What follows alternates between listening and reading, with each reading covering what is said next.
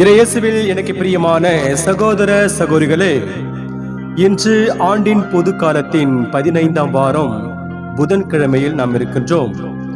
இந்த நாள் உங்களுக்கு இனி நாளாக அமைய வாழ்த்துகிறேன், ஜெபிக்கின்றேன். இன்றைய இறைவார்த்தை சிந்தனைகளுக்கு நாம் கவனமுடன் செவி கொடுப்போம். இறைவாக்கினர் எசாயா நூலிலிருந்து வாசகம். அதிகாரம் 10. இறை வார்த்தைகள் 5-7, 13-16 முடிய. ஆண்டவர் கூறியது: அசிரிய நாடு சினத்தில் நான் பயன்படுத்தும் கோல் அது, தண்டனை வழங்க நான் ஏந்தும் தடி அது. இறைப்பற்றில்லா நாட்டினருக்கு அந்நாட்டை நான் அனுப்புகிறேன். எனக்கு சினமூட்டின மக்களை நொறுக்க அதற்கு ஆணை கொடுக்கிறேன். ஆம், மக்களை கொள்ளையிடவும் அவர்கள் பொருள்களை சூறையாடவும் தெருவில் கிடக்கும் சேற்றை போல அவர்களை மிதித்து போடவும் அதற்கு கட்டளை தருகிறேன். அசிரிய அரசன் நினைப்பதோ வேறு, அவனது உள்ளத்தில் எழும் திட்டங்கள் வேறு. மக்களினங்கள் அழிந்து நாசமாவதை தன் இதயத்தில் எண்ணுகிறான். பல்வேறு இனத்தாரையும் வெட்டி வீழ்த்த அவன் விரும்புகிறான். ஏனெனில் அவன் இவ்வாறு சொன்னான்: என் கை வலிமையாலே நான் அதை செய்து முடித்தேன். என் ஞானத்தாலும் அறிவு கூர்மையாலும் அதற்கு திட்டங்கள் தீட்டினேன். மக்களினங்கள் தங்களிடையே வைத்துள்ள எல்லைகளை அகற்றினேன். அவர்களுடைய கருவூலங்களை சூறையாடினேன். அரியணையில் வீற்றிருந்தோரை ஒரு காலை மிதிப்பது போல் மிதித்து போட்டேன். குருவி கூட்டை கண்டுபிடிப்பது போல் என் கை மக்களினங்களின் செல்வங்களை கண்டு எடுத்து கொண்டது. புறக்கணித்த முட்டைகளை ஒருவன் பொறுக்கி எடுப்பது போல் நாடுகள் யாவற்றையும் ஒருங்கே சேர்த்து கொண்டேன். எனக்கு எதிராக ஒருவனும் இறக்கை அடிக்கவில்லை, வாய் திறக்கவும் இல்லை, கீச்சென்ற ஒலி எழுப்பவும் இல்லை. வெட்ட பயன்படுத்துகிறவனுக்கு மேலாக கோடாரி தன்னை மேன்மை பாராட்டுவதுண்டோ? அறுப்பவனை விட தன்னை சிறப்பு மிக்கதாக வாள் கருத இயலுமோ? தன்னை தூக்கியவனை சுழற்றி வீச கை தடியால் கூடுமோ? மரமல்லாத மனிதனை தூக்க மரத்தால் ஆன கோலால் இயலுமோ? ஆதலால் தலைவராகிய படைகளின் ஆண்டவர் பாழாக்கும் கொள்ளை நோயை அவனுடைய கொழுத்த வீரர்கள் மேல் அனுப்புவார். அவனுடைய மேன்மையின் கீழ் தீ ஒன்றை வைப்பார். அவர் நெருப்பு மூட்டுவார், அது கொழுந்து விட்டு எரியும். ஆண்டவரின் அருள்வாக்கு. இறைவனுக்கு நன்றி. பதிலுரை பாடல் பல்லவி. ஆண்டவர் தம் மக்களை தள்ளிவிடார். ஆண்டவரே, அவர்கள் உம் மக்களை நசுக்குகின்றனர். உமது உரிமை சொத்தான அவர்களை ஒடுக்குகின்றனர். கைம்பெண்டீரையும் அந்நியரையும் அவர்கள் வெட்டி வீழ்த்துகின்றனர். திக்கற்றவரை அவர்கள் கொலை செய்கின்றனர். பல்லவி. ஆண்டவர் தம் மக்களை தள்ளிவிடார். ஆண்டவர் இதை கண்டு கொள்வதில்லை, யாக்கோபின் கடவுள் கவனிப்பதில்லை என்கின்றனர். மக்களிடையே அறிவிலிகளாய் இருப்போரே, உணருங்கள். மதிகேடரே, எப்பொழுது நீங்கள் அறிவு பெறுவீர்கள்? பல்லவி. ஆண்டவர் தம் மக்களை தள்ளிவிடார். செவியை பொருத்தியவர் கேளாதிருப்பாரோ? கண்ணை உருவாக்கியவர் காணாதிருப்பாரோ? மக்களினங்களை கண்டிப்பவர், மானிடருக்கு அறிவூட்டுபவர் தண்டியாமல் இருப்பாரோ? பல்லவி. ஆண்டவர் தம் மக்களை தள்ளிவிடார். ஆண்டவர் தம் மக்களை தள்ளிவிடார். தம் உரிமை சொத்தாம் அவர்களை கைவிடார். தீர்ப்பு வழங்கும் முறையில் மீண்டும் நீதி நிலவும். நேரிய மனத்தினர் அதன் வழி நடப்பர். பல்லவி. ஆண்டவர் தம் மக்களை தள்ளிவிடார். அல்லேலூயா, அல்லேலூயா. தந்தையே, விண்ணுக்கும் மண்ணுக்கும் ஆண்டவரே, உம்மை போற்றுகிறேன். ஏனெனில் விண்ணரசின் மறைபொருளை குழந்தைகளுக்கு வெளிப்படுத்தினீர். அல்லேலூயா. ஆண்டவரே, நற்செய்தியை தகுந்த விதத்தில் எடுத்து சொல்ல என் உள்ளத்தையும் உதட்டையும் தூய்மையாக்கும். ஆண்டவர்களோடு இருப்பாராக, உன் ஆன்மாவோடும் இருப்பாராக. தூய மத்தி எழுதிய பரிசுத்த நற்செய்தியிலிருந்து வாசகம். ஆண்டவரே, மாட்சி உமக்கே. மத்திய நற்செய்தி அதிகாரம் 11 இறை வார்த்தைகள் 25 27 முடிய. அக்காலத்தில் இயேசு கூறியது: தந்தையே, விண்ணுக்கும் மண்ணுக்கும் ஆண்டவரே, உம்மை போற்றுகிறேன்.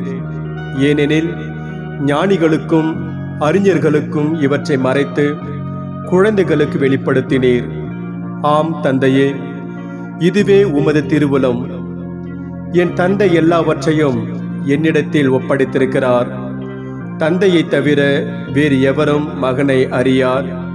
மகனும் அவர் யாருக்கு வெளிப்படுத்த வேண்டும் என்று விரும்புகிறாரோ அவருமன்றி வேறு எவரும் தந்தையை அறியார் என்று கூறினார்.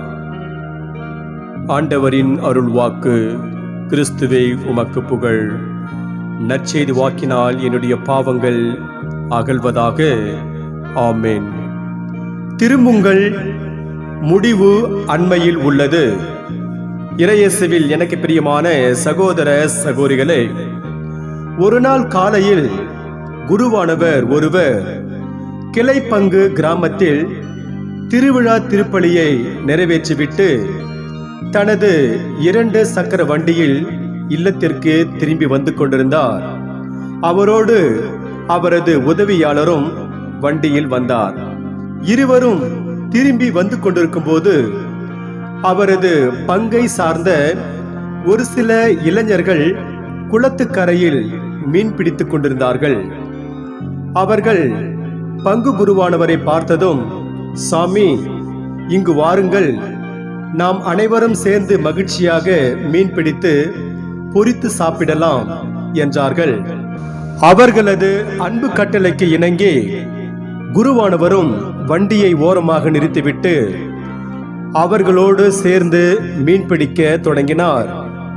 சற்று நேரத்தில் அந்த வழியாக இளைஞன் ஒருவன் தன்னுடைய புத்தம் புதிய 2 சக்கர வண்டியில் வந்தான். அவன் சாலையோரத்தில் இருந்த பலகையில் திரும்புங்கள், முடிவு அண்மையில் உள்ளது என்ற வாசகம் அந்த பலகையில் எழுதப்பட்டிருந்ததை பார்த்தான். கீழே குருவானவர் நின்று கொண்டிருப்பதையும் பார்த்தான். இது அவருடைய வேலையாகத்தான் இருக்கும் என்று நினைத்து கொண்டு அவன், உங்களது சமயத்தை இப்படி எல்லாமா பரப்புவது என்று அவரை பார்த்து கத்திவிட்டு வண்டியை வேகமாக ஓட்டினான். உண்மையில் அங்கே பாலம் கட்டும் வேலை நடந்து கொண்டிருந்தது. பாலை வேலையில் ஈடுபட்டிருந்தவர்கள்தான் இவ்வாறு எழுதி வைத்திருந்தார்கள். அது தெரியாமல் அருட்பணியாளர் தான் அதை பொறித்து எழுதி வைத்திருக்கிறார் என்று நினைத்து கொண்டு அவரை பார்த்து கத்திவிட்டு போனான் அந்த இளைஞன். ஒரு சில வினாடிகள் கழித்து பெரிய சத்தம் ஒன்று கேட்டது. உடனே சத்தம் வந்த திசையை நோக்கி குருவானவரும் அவரது உதவியாளரும் அவர்களோடு இருந்த இளைஞர்களும் பார்த்தபோது வண்டியை வேகமாக ஓட்டி சென்ற இளைஞன் கீழே விழுந்து கிடந்தது தெரிந்தது. அப்போது குருவானவரோடு வந்திருந்த உதவியாளர் அறிவிப்பு பலகையில் எழுதப்பட்டிருக்கும் வார்த்தைகளை மதித்து வண்டியை திருப்பி இருந்தால் அவனுக்கு இப்படியெல்லாம் நடந்திருக்காது. திமிர்த்தனமாக வண்டியை ஓட்டி சென்றதால் தான் அவனுக்கு இப்படி நடந்திருக்கிறது என்றார். ஆம், இறையேசுவில் எனக்கு பிரியமானவர்களே, பலரும் இந்த நிகழ்வில் வருகின்ற இளைஞனைப் போல திமிர்த்தனத்தோடும் ஆணவத்தோடும் நடந்து கொள்கிறார்கள். கடைசியில் அவர்களது முடிவை அவர்களே தேடிக்கொள்கிறார்கள். இன்றைய இறைவார்த்தை ஆணவத்தோடு இருப்பவர்களுக்கு என்ன நிலை ஏற்படும் என்பதையும், தாட்சியோடு இருப்பவர்களுக்கு என்ன கைமாறி கிடைக்கும் என்பதையும் எடுத்து கூறுகிறது. வழி தவறி அலைந்த இஸ்ரேல் மக்களை கண்டித்து திருத்துவதற்கு ஆண்டவராகிய கடவுள் பயன்படுத்திய ஒரு தடிதான் அசீரிய நாடு. இந்த நாடானது கடவுளின் கையில் ஒரு கருவி என நினைத்து செயல்பட்டிருக்க வேண்டும். ஆனால் எல்லாம் தன்னுடைய ஆற்றலால் தான் நடந்தது என அகங்காரத்தோடு இந்த நாடு செயல்பட தொடங்கியது. இதனால் அது அழிவை சந்தித்தது. நற்செய்தியில் இயேசு ஞானிகளுக்கும் அறிஞர்களுக்கும் மறைத்து குழந்தைகளுக்கு இறை ஞானத்தை வெளிப்படுத்தியதற்காக கடவுளை போற்றுகிறார்கள். இங்கே இயேசு குறிப்பிடும் குழந்தைகளை ஆண்டவரையே நம்பியிருப்பவர்கள் என்று பொருள் எடுத்துக்கொள்ளலாம். ஆண்டவரை மட்டும் நம்பியிருக்கும் குழந்தைகள் உள்ளத்தில் அகங்காரம் இருப்பதில்லை, தாழ்ச்சி மட்டுமே இருக்கும். அதனாலேயே ஆண்டவர் தனது ஞானத்தை அவர்களுக்கு வெளிப்படுத்துகிறார். ஆம், ஆண்டவரின் அருளும் இரக்கமும் ஞானமும் அவரை நம்பி வாழ்வோருக்கு கிடைக்கும். எனவே நாம் அத்தகைய மனிதர்களாக வாழ்வோம். இன்று நமக்கு கொடுக்கப்படுகின்ற இறை சிந்தனையாக ஆண்டவருக்கு 2 உறைவிடங்கள் உள்ளது.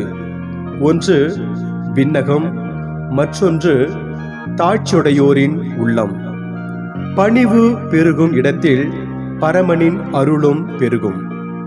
அகந்தை உள்ளவர் ஆண்டவரை இழக்கிறார்.